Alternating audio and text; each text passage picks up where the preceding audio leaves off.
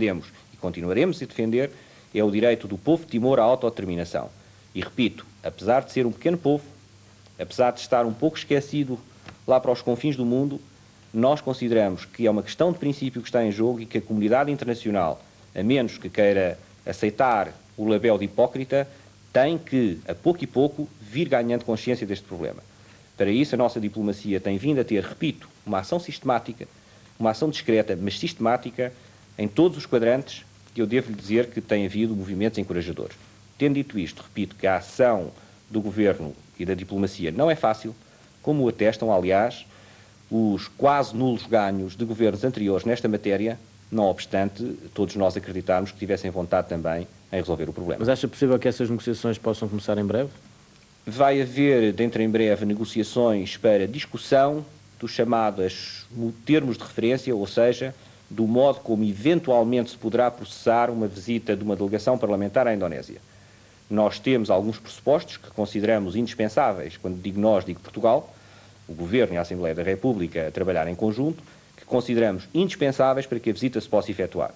Resta saber se os indonésios irão aceitar esses pressupostos, essas condições que Portugal naturalmente vai pôr. Acrescentaria também que esse tipo de pressupostos tem logo à partida como condição número 1 o não reconhecimento da situação de ocupação de Timor pela Indonésia ou da sua integração na Indonésia. Sr. Ministro, obrigado por ter vindo a 24 horas e por ter prestado esses esclarecimentos. A questão de Timor-Leste foi também hoje levantada na Assembleia da República pelo deputado do Partido Comunista Carlos Carvalhas. A intervenção teve o apoio de todas as bancadas e dominou grande parte da sessão de hoje do Parlamento.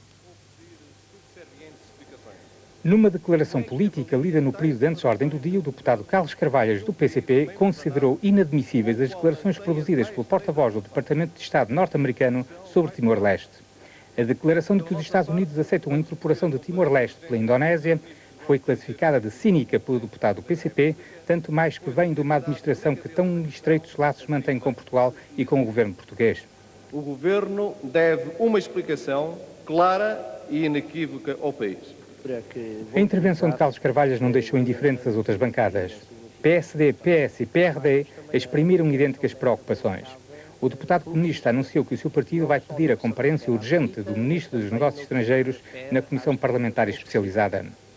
Ainda no período antes ordem do dia, Montalvão Machado, recentemente eleito líder parlamentar do PSD, subiu à tribuna para informar a Câmara da sua eleição.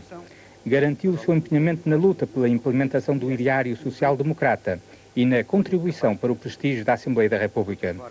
A crise diretiva no Partido Socialista foi também referida por Montalvão Machado. O Partido Socialista é, sem contestação válida possível, o líder da oposição. E nós, Partido do Governo, queremos nesta Assembleia essa oposição. Mais que isso, precisamos dela. Mais que isso ainda, ela é necessária ao funcionamento normal da nossa democracia.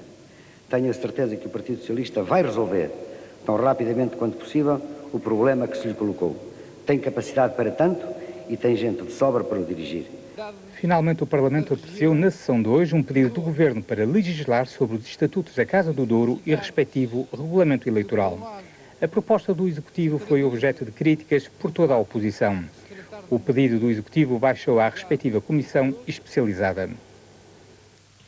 Informação que nos chegou esta noite é de que deu já entrada para apreciação na Assembleia da República a proposta de lei do Governo que cria o Instituto Nacional de Transfusão Sanguínea e estabelece as normas de obtenção, tratamento e distribuição de sangue a doentes. Trata-se de um diploma que terá importantes repercussões na área da saúde pública e 24 horas está em condições de referir alguns dos aspectos mais significativos da nova legislação. Cândido Azevedo. A proposta de lei do Governo consagra expressamente o princípio da gratuitidade do sangue desde o momento em que é colhido até o momento em que é administrado ao doente que dele precisa. O sangue, uma vez escolhido, é considerado como uma dádiva à comunidade e, portanto, não remunerada, sem prejuízo do pagamento aos dadores, se for caso disso, das despesas efetuadas com deslocações e outras inerentes ao ato da dádiva. O Estado assegura a todos os cidadãos o acesso à utilização terapêutica do sangue, independentemente das condições económicas e sociais em que se encontrem.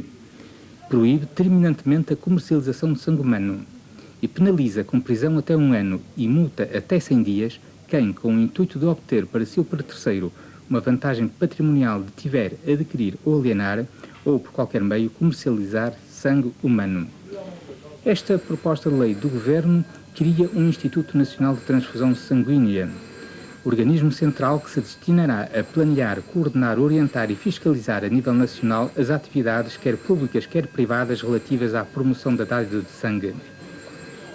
Cria ainda uma rede nacional de transfusão sanguínea, reconhece as associações de dadores de sangue e os direitos dos dadores, cria o Cartão Nacional de Dador de Sangue e cria também um seguro de dador. Também hoje foi enviado para publicação no Diário da República o regulamento da atribuição de frequências às rádios locais. Entre outros pontos, estabelece que todas as rádios locais devem encerrar as suas emissões até 24 de dezembro e apresentar as suas candidaturas à atribuição de frequências até 3 de janeiro. Em relação às rádios regionais e nacionais, será aberto concurso, cujos pormenores serão anunciados oportunamente. O despacho enviado hoje para publicação no Diário da República refere-se apenas ao regulamento de atribuição de frequências locais. As frequências regionais e nacionais serão objeto de um outro concurso público posterior e autónomo. Segundo o despacho, os candidatos às frequências locais devem entregar os seus requerimentos até ao dia 3 de janeiro de 1989. A partir dessa data, as propostas começam a ser abertas e analisadas pela Comissão da Rádio, entidade que informará o Governo sobre as condições técnicas de cada uma das propostas. Ainda segundo o despacho, todas as emissoras candidatas às frequências locais têm de encerrar até ao próximo dia 24 de dezembro. Se não o fizerem, ficam automaticamente excluídas da corrida aos alvarás. A preferência na obtenção de licenças é dada aos candidatos que não possuam já qualquer alvará e às sociedades constituídas maioritariamente por profissionais da comunicação social. Cabe à Comissão da Rádio, nomeada recentemente, dar um parecer técnico ao Governo quanto às emissoras a excluir e a admitir. Mas a escolha final pertence ao Executivo. Portanto, no dia da consoada, as rádios livres fecham os microfones. Voltam a ligá-los quando todo o processo do concurso público estiver concluído e as licenças concedidas, o que não deve acontecer antes de março. Então se saberá finalmente quem tem direito à frequência local e quem terá de fechar a porta da emissora para sempre. Ainda antes do intervalo, notícia que o 24 Horas lhe pode antecipar é que a Comissão Mista Portugal-Moçambique vai reunir-se em dezembro no Maputo, como estava previsto, não obstante o cancelamento da visita de Cavaco Silva àquele país, prevista para este mês. Cancelamento esse que se ficou a dever aos problemas de saúde do presidente moçambicano Joaquim Chissano. Chegamos assim ao fim da primeira parte deste 24 Horas. Na segunda parte, depois do intervalo, destaque, entre outros temas, para os resultados das eleições em Israel e para o julgamento dos cavacos em Grândola. Até já.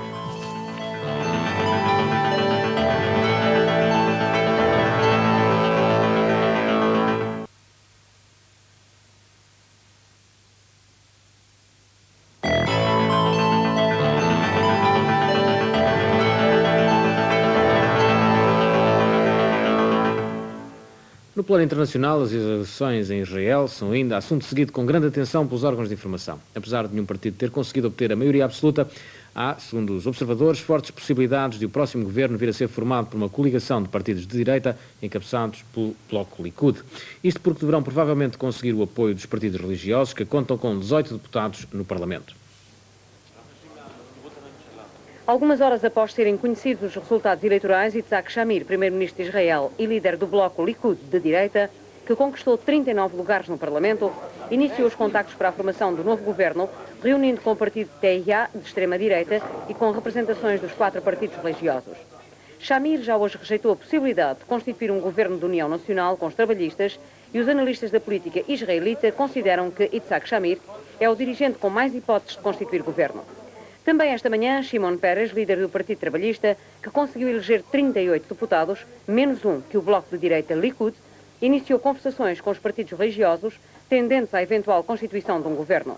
Em declarações à rádio, Peres disse que o seu partido refletiria longamente sobre a hipótese de se aliar aos partidos religiosos, já que aquelas forças apresentam características e exigências políticas diferentes daquelas que tinham há anos. O líder trabalhista rejeitou ainda a eventualidade de participar num governo liderado por Shamir. O facto de o bloco Likud de direita continuar a liderar o país provocou já reações em todo o mundo. E enquanto os Estados Unidos asseguram que continuarão os seus esforços de paz para o Médio Oriente, qualquer que seja o governo de Israel, a OLP e a Jordânia dizem que o processo de paz sofreu um duro golpe, embora responsáveis da OLP considerem que a situação internacional não permitirá que Shamir realize os seus projetos que classificou de extremistas.